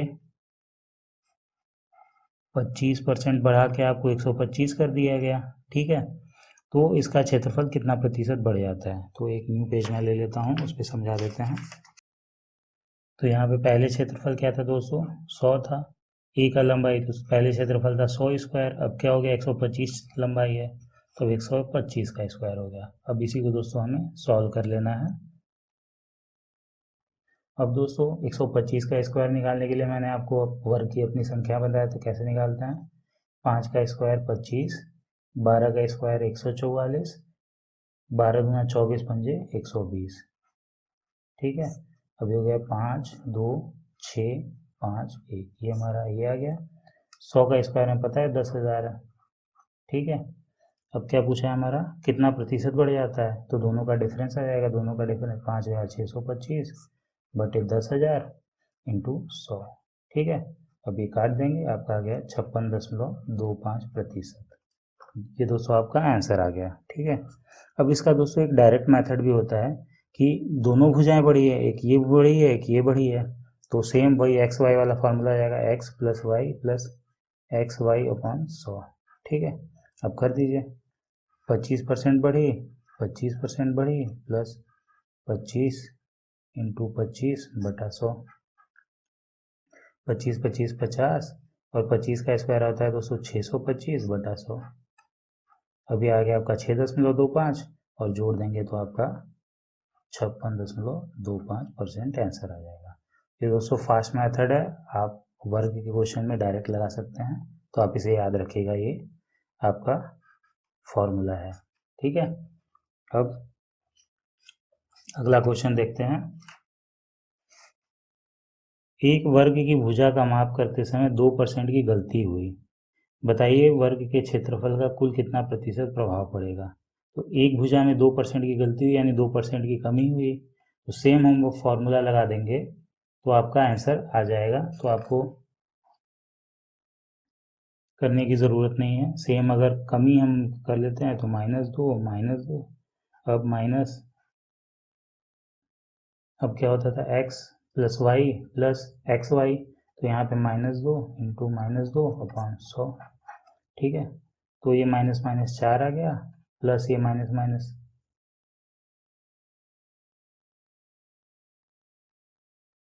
सॉरी ये कमी हुई है तो टोटल 2% की गलती हुई है, तो पूरा पॉजिटिव में रख के हम वैल्यू सॉल्व कर लेंगे। तो ये 4/100 आ गया। अब बस यहीं से आपका आंसर आ जाएगा 4.04%। ठीक है, तो ये आपका आंसर आ गया। अब अगले पेज पे चलते हैं। तो दोस्तों अगला क्वेश्चन है, एक परीक्षा में 70% विद्यार्थी पेपर 1 में उत्तीर्ण हुए और 60% विद्यार्थी पेपर 2 में उत्तीर्ण हुए और 15% विद्यार्थी दोनों में अनुत्तीर्ण हुए। दोस्तों ये ध्यान दीजिएगा, अनुत्तीर्ण हुए, जबकि 270 विद्यार्थी दोनों पेपरों में उत्तीर्ण हुए। यहाँ पे उत्तीर्ण हुए हैं 270 विद्यार्थी दोनों पेपरों में। तो विद्यार्थियों की कुल संख्या, तो अब पहला क्या है, पेपर 1 हम ले लेते हैं। पेपर 1 है आपका, इसमें 70% उत्तीर्ण हुए हैं, तो अनुत्तीर्ण की संख्या आपकी 30% हो गई। ठीक है, अब पेपर 2 में हम निकाल लेते हैं कितने फेल हुए, अनुत्तीर्ण जिसे बोलते हैं। पेपर 2 में 60% पास हुए हैं, तो आपके 40% अनुत्तीर्ण हुए हैं। अब क्या बोला है, 15% विद्यार्थी दोनों पेपरों में अनुत्तीर्ण हुए हैं। ठीक है, तो अब 15% इसमें भी इंक्लूड होगा, इसमें भी इंक्लूड होगा। ठीक है, तो कुल अनुत्तीर्ण विद्यार्थी जो फेल हुए हैं, कुल फेल, ये आपका क्या हो जाएगा, दोनों का सम करके -15 घटा देंगे, क्योंकि 15 दो बार आ चुका है दोनों में। एक इसमें भी 15 है, एक इसमें भी 15 है, तो सिर्फ एक बार 15 घटा देंगे तो टोटल फेल आ जाएगा। तो 30 + 40 - 15, ये आपका क्या गया, 4 3 70, 15 55% आपके टोटल फेल हुए हैं। और बोला है 270 विद्यार्थी दोनों पेपरों में उत्तीर्ण हुए हैं, तो 55% फेल हुए हैं कुल। तो कुल पास कितने हुए हैं, 100 - 55 आपका 45 पास हुए हैं। और 45 की वैल्यू दी रखी है इसने 270, तो x का 45%, जो कि 45/100 लिखेंगे, ये आपका 270 दे रखा है। अब यहीं से आप वैल्यू निकाल लेंगे, तो इसे काट देते हैं, कितना आता है, तो 45, ये 206 बार जाएगा, 45 छक्का 270, 100 से मल्टीप्लाई होकर आपके x की वैल्यू 6 आ जाएगी, तो कुल संख्या 600 है। ठीक है, ये पे मैंने सॉल्व कर दिया फास्ट, आप ध्यान दे लीजिएगा। अब 720 मिठाइयाँ बच्चों में बराबर इस प्रकार बांटी जाती हैं कि प्रत्येक बच्चों को मिली मिठाइयों की संख्या बच्चों की कुल संख्या के 20% के बराबर होती है। ठीक है, तो प्रत्येक बच्चों को कितनी मिठाइयाँ मिली। तो दोस्तों यहाँ पे हम मान लेते हैं कि बच्चों में बराबर बांटी जाती है, तो हम मान लेते हैं बच्चों की संख्या टोटल x है। ठीक है, तो बोला है बच्चों में बराबर बराबर बांटी गई है, तो 720 आपका बच्चों में सभी में बराबर बराबर बांटी गई, तो एक बच्चे को कितना मिलेगा, 720/x। अब क्या बोला है इसने, प्रत्येक बच्चे को मिली मिठाइयों की संख्या बच्चों की कुल संख्या का 20% के बराबर है। तो ये प्रत्येक बच्चों को इतनी मिठाई मिल रही है 720/x। अब ये बोला है बच्चों की कुल संख्या, बच्चों की कुल संख्या x है और इसका 20% के बराबर है, तो x का 20/100 है ये। ठीक है, यही क्वेश्चन है आपका, तो सॉल्व कर लेते हैं। 2 से काट देंगे, 20/100 आपका 360 आ जाएगा, 10 उधर चला जाएगा, तो यहाँ से आपका दोस्तों x² बराबर आपका आ गया 3600। ठीक है, यहाँ से x की वैल्यू आ गई आपकी 60, तो बच्चों की संख्या दोस्तों आ गई आपकी 60। अब क्या बोला है, प्रत्येक बच्चे को कितनी मिठाइयाँ मिली, तो आपको प्रत्येक बच्चे को कितनी मिली थी, 720/60, ये आपका आंसर रहेगा। तो 12 × 72, तो आपके प्रत्येक बच्चे को 12 मिठाइयाँ मिली। अब एक परीक्षा में 40 छात्र गणित में अनुत्तीर्ण हुए और 30 छात्र अंग्रेजी में अनुत्तीर्ण हुए, यानी दोनों फेल हुए हैं, और 10% दोनों में अनुत्तीर्ण हुए हैं, ये दोनों में है। तो दोनों विषयों में उत्तीर्ण हुए छात्रों का प्रतिशत, तो 40% अनुत्तीर्ण हुए हैं गणित में और 30% इसमें। तो मैंने क्या बोला था कि अब कुल फेल अगर हमें निकालना हो तो 40 और 30 जोड़ देंगे और 15 घटा देंगे, सॉरी यहाँ पे 10 है, 10 घटा देंगे, क्योंकि 40 में भी ये 10 इंक्लूड है और 30 में भी ये 10 इंक्लूड है, क्योंकि दोनों का नाम है। तो अगर दोनों को जोड़ेंगे तो 10 2 बार आ जाएगा, तो 10 एक बार घटा देंगे तो हमारी वैल्यू आ जाएगी, तो 10 घटा दिया तो हमारे कुल फेल आ गए, तो ये कितने आ गए हमारे, 60% आ गए। तो अब पूछा है कितने परसेंट पास हुए हैं, तो 100 में से घटा देंगे तो आपका 40 आंसर आ जाएगा।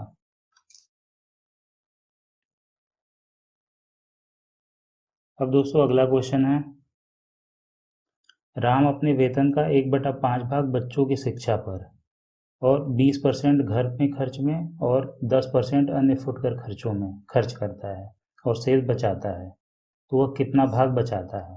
तो 1/5 दोस्तों, अगर इसे हम भाग में पूछा है तो भाग में सॉल्व करते चले या परसेंट एक तरीके से सॉल्व करते चले, आपका आ जाएगा। तो चलिए भाग में ही कर लेते हैं, मान लेते हो उसका भाग, उसका टोटल वेतन 1 है, अब उसका 1/5 भाग वो बच्चों की शिक्षा में है, तो 1/5 बच्चों को दे दीजिए।